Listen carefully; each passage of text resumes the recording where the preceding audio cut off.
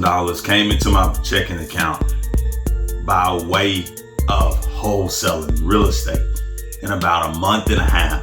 I'm gonna walk you through exactly how I got $25,000 deposited into my bank account. Obviously, some of that money went to somebody else, and I explained all the details to you. But essentially, I made 20 grand from wholesaling real estate. 20 grand from wholesaling real estate.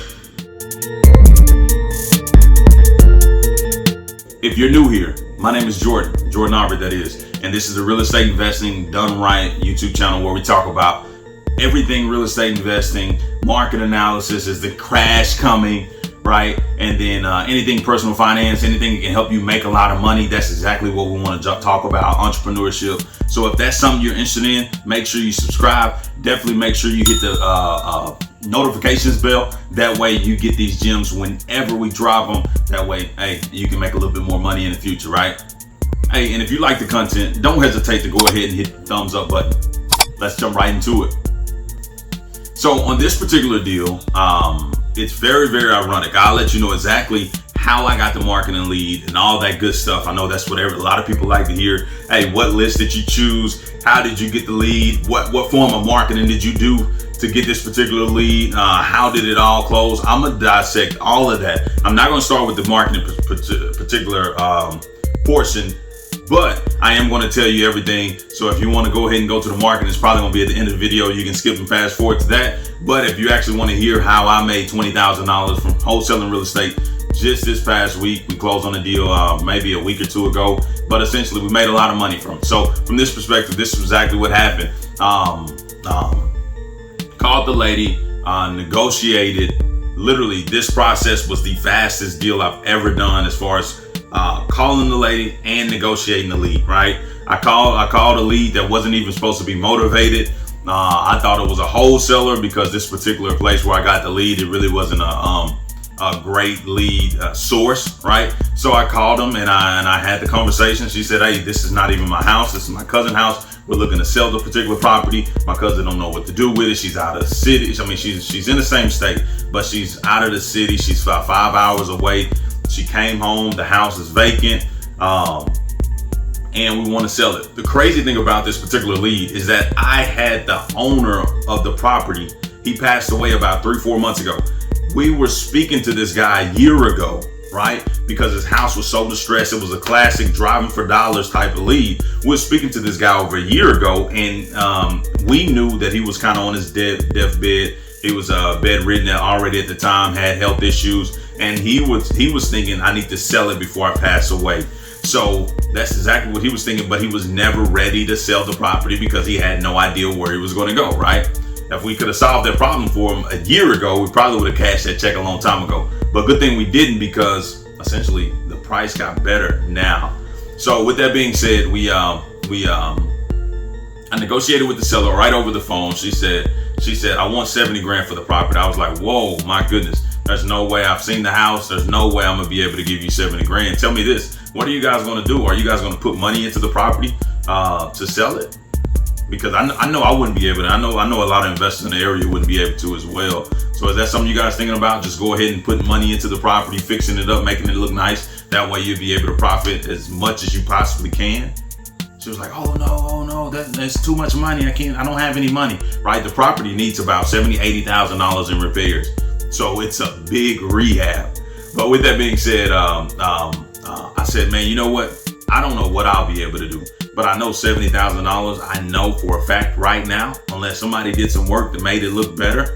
According to these pictures, it looked exactly like it did last year. And I know at $70,000, that particular property wouldn't be worth anybody touching with a 10-foot pole. So I was like, man, think about what you want to do. I may be able to get you guys 30 and pay the taxes. That may sound like the best feasible option there, because I'm gonna need the rest of that money to put into the property, because it definitely needs some TLC. So long story short, I had that conversation. It take about 5-10 minutes, and then 30 minutes later, I get a text message saying, hey, my cousin said she'll do the deal for the $30,000 as long as we pay the taxes, and you got a deal. 5 minutes later, I get another text, hey, where are you? Are you there? 10 minutes later, I get another text, hey, it's a done deal. Do you want it or not? Boom, I jump back on the phone, because I've never had anything like this happen to me from such such little backfire, right? Such little resistance. I've never had a deal hit me like this. So with that being said, I walk into the, I walk up to my phone, look at it, pick up the phone, call the lady, lock it up right there. Got the owner's information on the daughter of the owner, because now we got to go into an affidavit of heirship, and the exact same thing as a probate. The only difference between affidavit and heirship and probate is probate has a will, affidavit of heirship, somebody passes away, so naturally it just goes to the heirs. That's why they call it affidavit of heirship. So affidavit of heirship, no will, probate, a will, right? So that's the only difference between the two. But essentially, we lock up the property, get it under contract, and we get it to the title company. The title company handles all the hard work. Now, they did send me an affidavit of heirship questionnaire where we had to fill out everything and get everything squared away just to be able to close on the property, to get everything in the siblings' name. So long story short, we ended up, I was about to flip the property because it was, we had it for $47,000. But what ended up happening was the particular property needed a ton of work. I was going to wholesale it to myself and then just get in and get out, maybe 30, 40,000. When I went and took a look at it, the rehab went up to $70,000 or $80,000. It was no longer what I thought it was. And at that particular point, it just made it easy for me and where I'm at in my life, hey, to just go ahead and pass on that opportunity. The house is ARV'd at around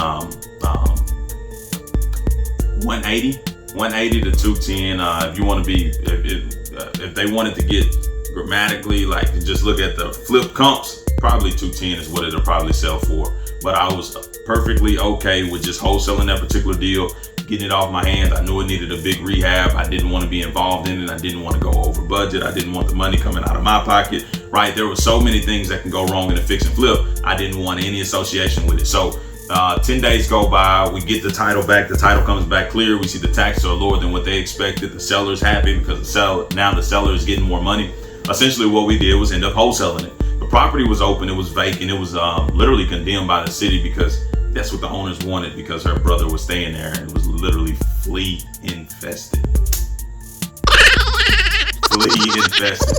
Man, everybody that walked in there, all my buyers had said that the property, they all should get money off just because they got bit by fleas when they walked in there. Everybody was ready to negotiate. I had no idea the fleas were that bad, but the one time I did walk in and I took off my shirt the next day, and I had about 6 or 7 flea bites all on my chest. Thought it was mosquitoes. My arms was on fire while I was out there. I thought it was mosquitoes the whole time. Then when I took off my shirt, I realized these little bitty red bumps, and I realized, yeah, that was definitely infested with fleas. So we move on. I reach out to my buyers. I send them a text. By the end of the day, I send all my buyers. This is a familiar area that I'm comfortable with and used to. Done and flipped a ton of houses in this area. This is where I live. This is where I'm from. So I got a ton of buyers in my phone. I got about 20, 25 buyers, legitimate people that will purchase the property. So I just send everybody a text. Boom, boom, boom, boom. Hey, got a property down there. Interested in it? Please let me know. I had about 4 or 5 offers. Some people just said it was just too far gone, right? Everybody don't buy everything, but some people wanted the deal. So with that being said, we had it locked up the next day, and things got interesting, to say the least.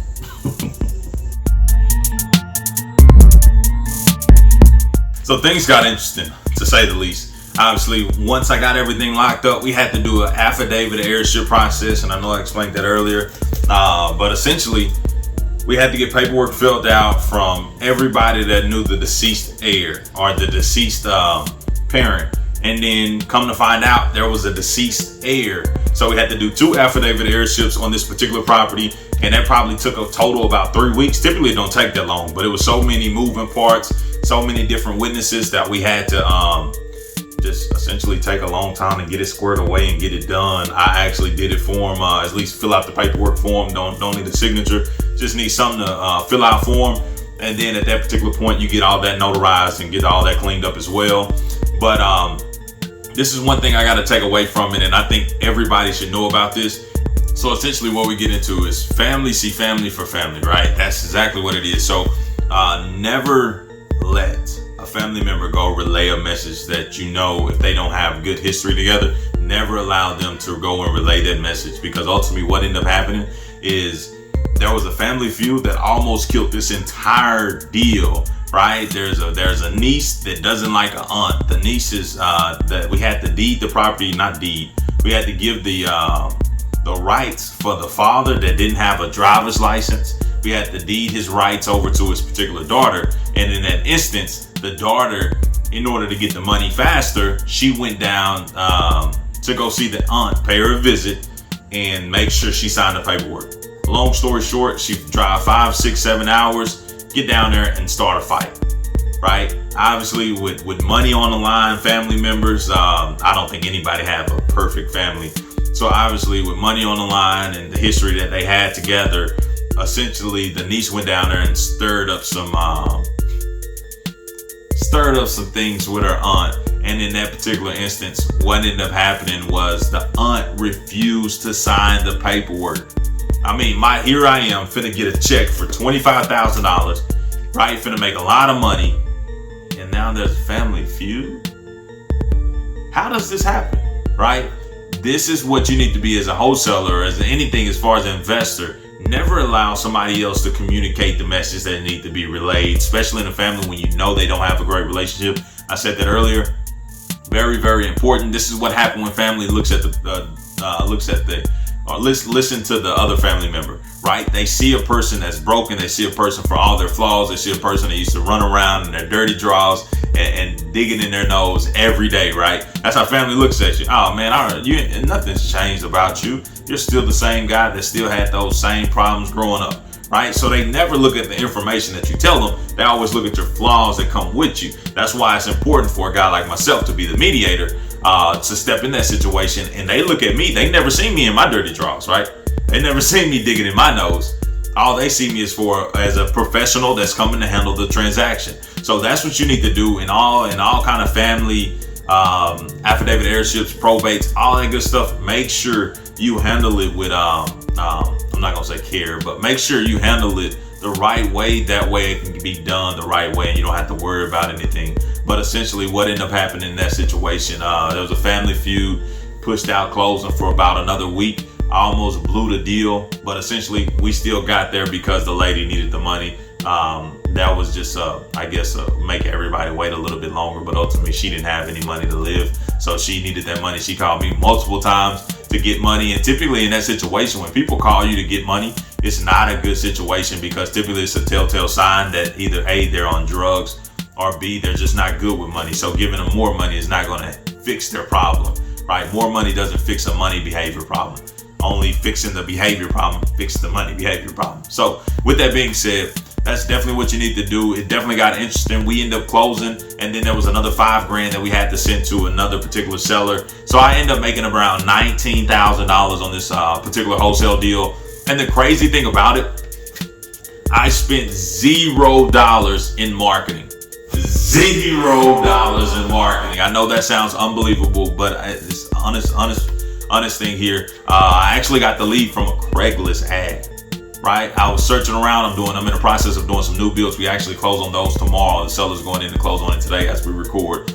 But I'm doing some new builds, so I was just searching Craigslist, trying to figure out who's selling land, so we can develop some things and build some affordable housing.